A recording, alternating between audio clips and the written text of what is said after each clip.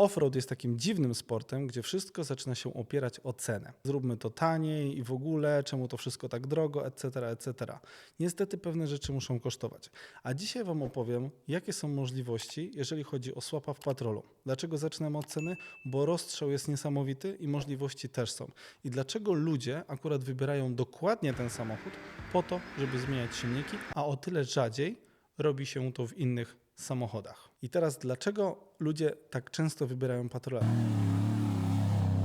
Ponieważ jest to auto, które jest niemalże idealne do offroadu, przynajmniej naszego polskiego, i możliwości, jeżeli chodzi o ten samochód, ale niestety silniki miały dość dużo wad. Przynajmniej te najpopularniejsze tutaj w naszej części geograficznej. Począwszy od tego, że mamy 2.8, które jest spoko silnikiem, ale jest słabawe. Mamy ZD30, który jest spoko silnikiem, ale jednak ma niefarta do właścicieli. Kolejnym silnikiem było 4.2, tak mało popularne, ale najczęściej występujące w wersji wolnossącej, która jest po prostu za słaba do tego, do czego tak naprawdę potrzebujemy. Występowały jeszcze benzyny, począwszy od najstarszych, czyli 4.2, 4,5 i 4,8. To są silniki, które są bardzo dobre, ale jednak mocno paliwożerne. Wow! Wow! Zaznaczam, że mówię tu o Patrolach Y60 i Y61 w 4 liftach. Dlaczego? Ponieważ starsze wersje, jak i nowsze, są na tyle mało popularne, że temat jest tak naprawdę marginalny.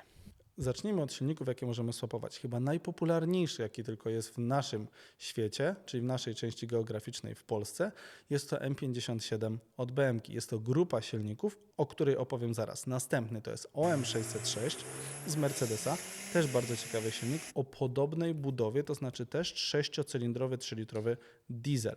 Następny taki swap to jest LS, bardzo drogi, ale z wieloma plusami, o których opowiem za chwilę.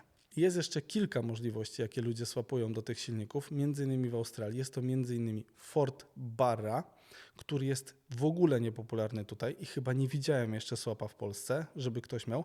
Tak samo RB26, kolejny benzynowy, fantastyczny silnik z kilkoma problemami oraz 2JZ, bardzo mało popularny silnik w patrolach, aczkolwiek zdarzają się z nim swapy i bardzo fajnie sobie radzi.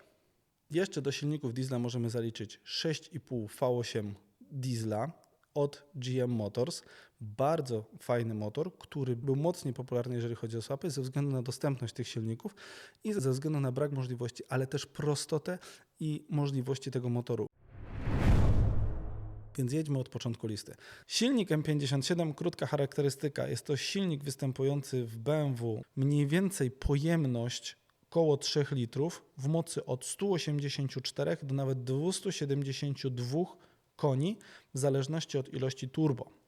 I pójdźmy teraz szybko. 184, najbardziej podstawowy silnik. Tutaj Wam wyskoczy grafika z forum, gdzie będziecie mogli sobie zobaczyć, jak wygląda mniej więcej rozpiska, jeżeli chodzi o moce i możliwości. Zaznaczam mniej więcej, bo są możliwości krosowania pewnych podzespołów tylko po to, żeby uzyskać większe parametry.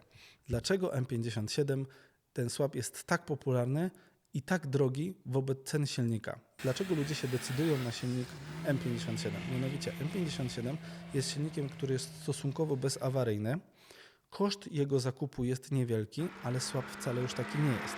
I w porównaniu do silników diesla, które jakikolwiek by nie był seryjnie w patrolu, jest mocno ekonomiczny. Mianowicie, jeżeli mamy 2.8 i chcemy nim jechać po 120, po 130 na 35 załadowanym autem na wyprawę, no to myślę, że będziemy palić około 16, 17, 18 litrów tak na spokojnie. Nawet myślę, że i miejscami na 20. Jeżeli się zdecydujemy na większą prędkość. Przy M57 mamy to spalanie kilkadziesiąt procent niższe, mianowicie jesteśmy w stanie zamknąć je w 12, w 13 litrach. Wszystko w zależności od konfiguracji, jak mamy zmapowany silnik i zrobiony silnik. Dlaczego ludzie wybierają M57? Bo jesteśmy w stanie bardzo łatwo ten silnik połączyć z automatycznymi skrzyniami biegów. Między innymi serią 6 HP oraz 8 HP, tu już jest wymagana flansza i zewnętrzny sterownik lub emulator. 6 HP jesteśmy w stanie połączyć na seryjnym sterowniku silnika, co wiąże się z mniejszymi kosztami i ta skrzynia jest na tyle wytrzymała, w zależności od wersji, że też jest w stanie współpracować z tak dużą masą. Generalnie moce, jak jesteśmy realnie w stanie generować z takiego silnika, to jest do powiedzmy 350 koni. Wiadomo, ktoś mi powie, że tam 400, 500, 1800, nie wiadomo ile. I około 800 Nm. Mówimy tutaj o kwestii bezpiecznego użytkowania, która będzie dla nas długotrwała. Silnik OM606, około 3-litrowy silnik, rzędowa szóstka. Bardzo ciekawa propozycja, mocno analogowa z Mercedesa, występujący zazwyczaj w mocy 177 koni z bardzo dużą możliwością, jeżeli chodzi o tuning. Tu tak naprawdę ponoć limitu nie ma. Gdzieś u Szwedów widziałem ponad 400 koni i byli w stanie tego zrobić. Tuning w tym silniku jest dużo droższy, ponieważ zrobienie pompy do tego silnika to jest koszt nawet 10 000 złotych. Nie mówiąc o turbo, o kolektorach i tak dalej, jest to silnik teoretycznie bardziej wytrzymały, praktycznie nie potrzebujący żadnego prądu do użytkowania w porównaniu do M57, bo M57 jednak ma trochę swojej elektroniki, którą jest sterowany. Silnik OM606 jest silnikiem analogowym, który większość działa na podciśnieniach, a jedyny prąd, jaki potrzebuje, to faktycznie tylko do pompy. Nawet jeżeli weźmiemy mu ten prąd, zabierzemy, to i tak musimy go gasić podciśnieniem, a nie elektryką. Zabierając cały akumulator, ten silnik jest w stanie pracować bez dodatkowych czujników. I ten silnik da się też połączyć z automatyczną skrzynią biegów. Jest to więcej problemów, ale z tymi archaicznymi skrzyniami się da. Tak samo z 8HP, co wiąże się z tym, że musimy złapać zewnętrzny sterownik. Jeżeli chodzi o następny słab, który był popularny parę lat temu, to jest bardzo fajna jednostka V8 6,5 od Humvee. Dlaczego jest taki fajny? Bo to jest banalny silnik. Jest turbo prosty, turbo wytrzymały, wszystko jest przewymiarowane w tym silniku, bardzo ładnie pracuje, nie jest mocno paliwożerny, bo będzie porównywalny paliwożernością do 4.2 patrolowskiego, ale ma dużo więcej momentu od spodu. Te wszystkie części są wielkie i tu jest jego ogromna wada. Wielkość wiąże się z wagą. Raczej stosuje się go z seryjnymi skrzyniami Patrola, ale jesteśmy w stanie nim generować stosunkowo nieduże moce, bo tam 200, 250, może 300 koni maksymalnie, ale ma kupę momentów i w pełnym zakresie. Tak naprawdę się pojawiają jeszcze słapy na zachodzie z V10, z różnymi innymi rozwiązaniami, jeżeli chodzi o diesla. W Australii też jeszcze słapują Kamisa. To są słapy, które są na tyle mało popularne tutaj, że ciężko mi jest tak naprawdę o nich opowiadać na tyle technicznie, na ile wiem i nimi niestety jeszcze nie miałem przyjemności jeździć. Teraz przejdźmy na gamę silników benzynowych. Zacznijmy od króla tak naprawdę słapów i chyba marzenia wszystkich patrolowców, mianowicie V8 z LS-em. Dlaczego silnik LS-a jest tak popularny i tak fajny w porównaniu do silników diesla? Zrobienie niesamowitego dolotu wiąże się z tym, że ten silnik genialnie brzmi.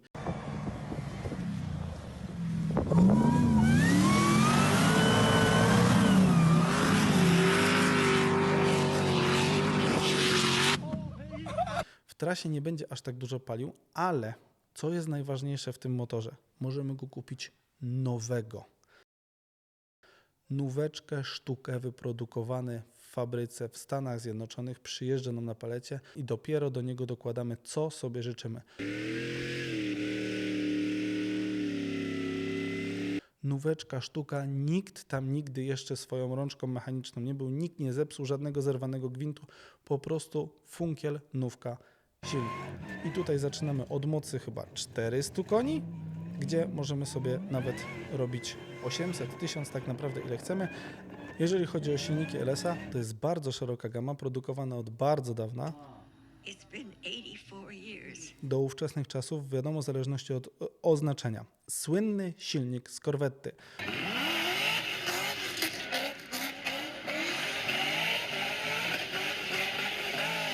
Od pojemnościach od 4,8 litra do aż 8,4, ale zazwyczaj mówimy tutaj od 6,2 litra. Silnik, który możemy sobie kupić o oznaczeniu LS3, tam są różne wersje, są lekkie, ciężkie, długie, krótkie. Jest dużo wersji tych. Jeżeli będziecie chcieli zakupić ten silnik, zacznijcie się interesować, spytajcie chłopaków, którzy ten temat ściągają, czyli na przykład chłopaków z IOD. Oni na ten temat silników wiedzą bardzo dużo, montujemy dość często, także tutaj śmiało do nich możecie lecieć i się dużo na temat tych silników dowiedzieć. Ciekawym rozwiązaniem jest tak samo nasza europejska V8, mianowicie M113, którym też miałem przyjemność się przejechać i uważam, że ten silnik jest fenomenalną alternatywą dla LS-a w tańszej opcji. Dlaczego? Ponieważ ten silnik w zakupie kosztuje stosunkowo niedużo. Mercedes zrobił go dobrze. Wiadomo, że tam są jakieś problemy z czujnikami, ale jesteśmy w stanie ten temat opanować i jest już parę osób, które robi do niego sterowniki i różny osprzęt. Możemy go też połączyć ze skrzynią automatyczną 5G, która jest naprawdę wytrzymała. Jest opcja z 7G, ponoć jest mniej wytrzymała.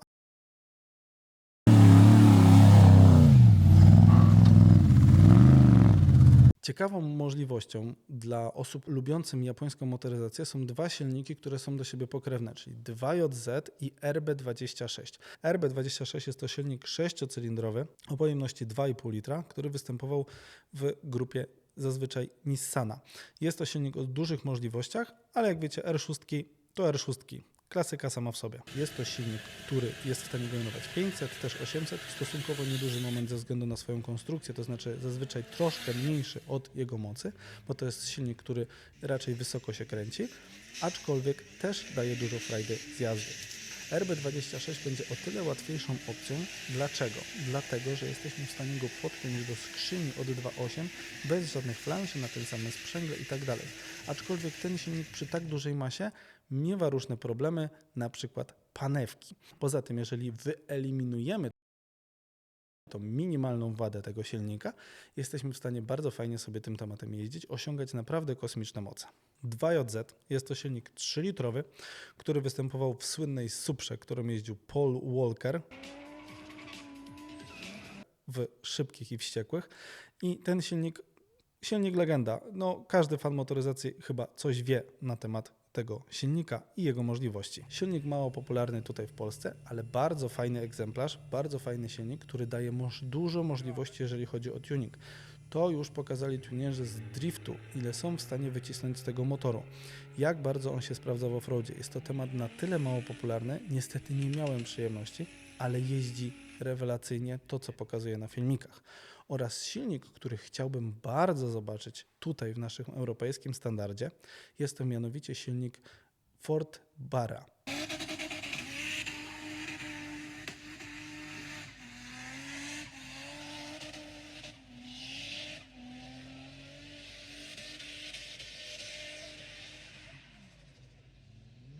Jest to też 6-cylindrowa jednostka, która jest ułożona w rzędzie. Ona nie ma 3,5, tylko 4 litry.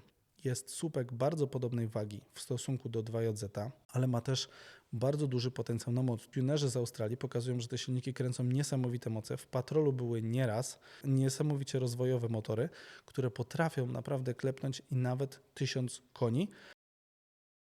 I ze względu na swoją trochę większą budowę, trochę większą masę, mają te podzespoły trochę bardziej wytrzymałe. Jest firma, która sprowadza te motory. Czekam z niecierpliwością na pierwszy swap Patrola w Polsce z tym silnikiem. Nie będzie on tani, ale na pewno będzie dawał dużo frajdy z jazdy. I teraz pytanie, dlaczego te swapy tyle kosztują? Skoro M57 silnik jesteśmy w stanie kupić za 1500 zł. Tak, w podstawowej wersji. Ale jeżeli chcesz to zrobić porządnie, musisz tak, zdjąć czapkę, zregenerować wtryski, sprawdzić pompę wysokiego ciśnienia, kupić wszystkie potrzebne podzespoły, zbudować układ dolotowy przez turbo, ponieważ on jest cały przebudowany, zbudować cały wydech, połączyć to ze skrzynią, zamontować większe sprzęgło, cały układ chłodzenia i tu się generują koszty. Może nie tyle co w samych częściach, chociaż w samych częściach, żeby zrobić dobry swap, to jest minimum 20-25 tysięcy. Do tego jeszcze musisz dołożyć pracę, więc jeżeli ktoś chodzi i mówi, że jest w stanie zrobić swap za 15 tysięcy, z Bogiem. Naprawdę z Bogiem. Jeżeli chcesz zrobić to na starych częściach od BM-ki, na starych chłodnicach, na mniejszych chłodnicach, czy możesz zastosować jakieś części aftermarketowe, oczywiście. Możesz sobie nawet dupę wytrzeć szkłem. Ale jakie to ma odzwierciedlenie w rzeczywistości i w konsekwencji tego swapa? Jak możecie sobie popatrzeć po aukcjach, jakie tylko są, Jak wyglądają zrobione swapy? Potrafią być pompki progowe, które są tak popularnym tematem, przyczepione na trytkach do osłony silnika. Czy to jest dobrze zrobiony swap? No! God, please, no! Reasumując całą sprawę, jeżeli chodzi o swapy do Patrola i tego typu rozwiązania, możemy tak naprawdę wybrać bardzo wiele opcji. Począwszy od M57, które chyba wyjdzie Was jedno z najtańszych, ale i też jedno z najtańszych w eksploatacji, ale możemy też pójść bardzo grubo, na przykład robiąc LS-a na 800 koni. Wszystko zależy tak naprawdę do czego potrzebujemy. Jest paru zwolenników, jeżeli chodzi o benzynę, woli zrobić to w benzynie i jest wielu zwolenników tego, żeby jeździć dieslem. Ja jestem tym diesel do jazdy na wyprawy, ale team benzyna, jeżeli chodzi o zabawę. Jak to zrobić dobrze? Bo to jest bardzo fundamentalne pytanie. Mianowicie, jeżeli chodzi o zrobienie swapa dobrze, raczej polecałbym wybrać warsztat, który robił tych swapów już trochę. Na przykład, jeżeli chodzi o swapy do M57, jest kilka warsztatów, które robi to naprawdę dobrze. Nam swap do Patrola robił warsztat z Nowego Sącza, KRT 4x4. Chłopaki ogarnęli to bardzo fajnie. Było parę poprawek, ale niestety przy tego typu rzeczach, kiedy budujemy silnik od zera, nie zdarzył się inaczej. Jeżeli chodzi o swapy benzyn, jest dużo warsztatów w Polsce, które to zaczyna robić, które to robi i sprowadza takie silniki, między innymi chłopaki z Rzeszowa. Robią bardzo ciekawe propozycje, zrobili sobie 2 swoje UTG, widziałem je w akcji, uważam, że naprawdę ciekawe sprzęty i wyciągają poziom swapów na trochę inny poziom. Jeżeli chodzi o inne tego typu swapy, jest dużo osób, które robi to po swoich warsztatach. Musicie się zorientować, ale pamiętajcie, renoma idzie za tym, jaką będziecie mieli jakość. Cena też do tego dostąpi i tutaj jest do Was pytanie, czy wolicie zapłacić więcej i mieć święty spokój, czy chcecie po prostu zapłacić byleby było i potem się z tym tematem bujać. Sprawdzajcie warsztaty, którym chcecie wydać naprawdę dużo kasy, po to, żeby zrobić ten swap konkretnie. Darmowa aplikacja na Szlaku 4x4 to już nie tylko powiadomienia i pomoc przy wklejkach, ale również najważniejsze i najciekawsze wydarzenia offroadowe w Twojej okolicy. Sprawdź sam, subskrybuj, lajkuj, komentuj, miej wpływ na kolejne nowe funkcje. Rozwijamy się m.in. dzięki Waszemu wsparciu. Więcej informacji pod filmem i w naszych social mediach. Do zobaczenia na Szlaku.